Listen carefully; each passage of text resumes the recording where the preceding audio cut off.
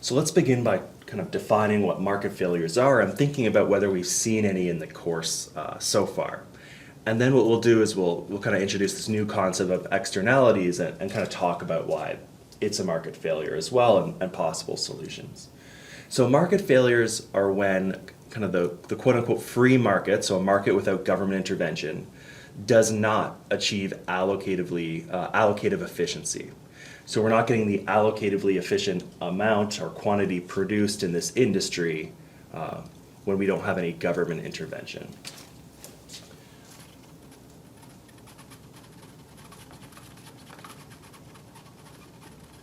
So when the free market, I'll underline that to make it clear, it's a title,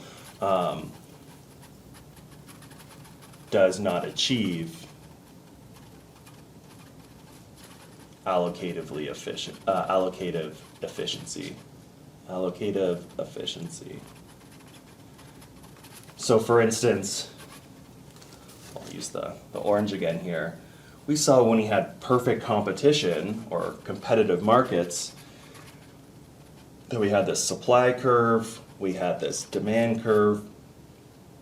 If these markets are competitive markets, in this kind of really extreme case, then this quantity that we end up seeing in this market, this Q star in this case, is maximizing total surplus. Remember, we had consumer surplus below the demand curve. Oops, I should label these properly, supply and demand.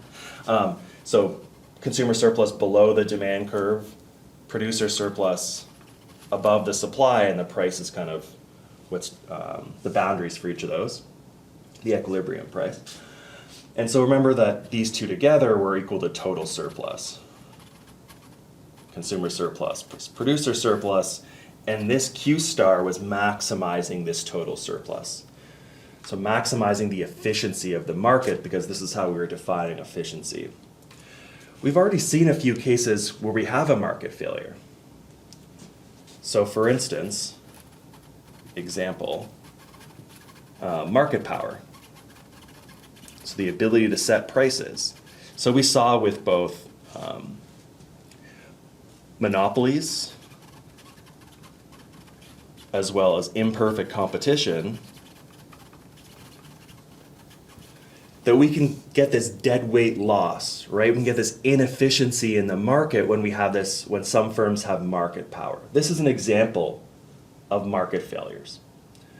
Now, sometimes the government does want to intervene in some of these markets where there's market power. If they think there's anti-competitive action or firms are colluding, the government might want to intervene and try to help the market work more efficiently.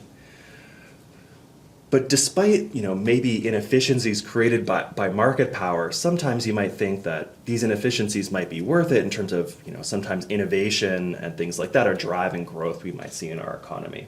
And so this is what places or institutions or organizations such as the Competition Bureau in Canada look at. So they're looking at anti-competitive behavior and whether the firms are engaging in something that is against the law.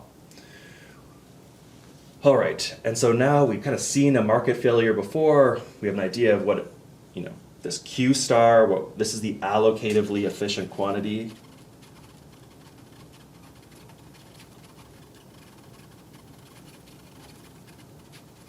Because it maximizes total surplus. And so this is the Q star that we want to see in this market, or this is the quantity, I should say, that we want to see in the market, this Q star.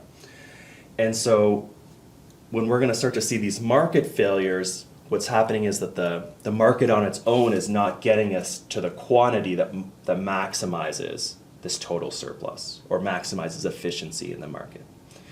So let's look at one example or another example of market failure that we haven't seen before, which is going to be externalities.